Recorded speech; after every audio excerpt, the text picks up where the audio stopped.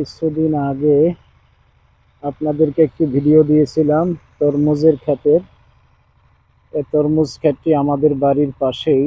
আলহামদুলিল্লাহ, এই যে আসলে ফুল করা নিয়েছে তরমুজে। মাঝে যে দুই হাইরের মাঝে যে জায়গা, এটা এই যে মেশিন দিয়া চাষ করে দেওয়া হইতেছে।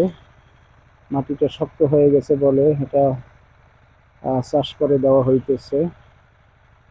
অনেক বিশাল এলাকা নিয়ে এই তরমুজের চাষ করা হয়েছে।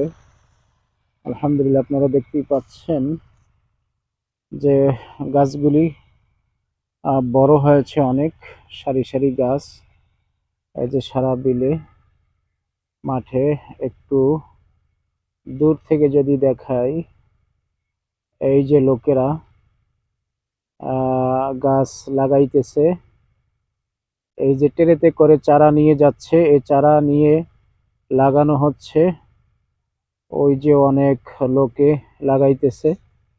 এইটা অনেক আগে লাগানো হয়েছিল বিধায় এটা অনেক বড় হয়েছে। আসলে ফুল করা এসে পড়েছে। এই যে আমি যতদূর ক্যামেরা ধরছি, বিস্তীর্ণ মাঠ। এবছর এখানে প্রথমেই তরমুজ দেওয়া হইতেছে। আলহামদুলিল্লাহ, আমার মাদ্রাসায়ও কিছু চারা দিয়েছে, আমিও রোপণ করব। দোয়া চাই যাতে ভালো ফলন আসতে পারে। আসলে একটি লাভজনক একটি কৃষি।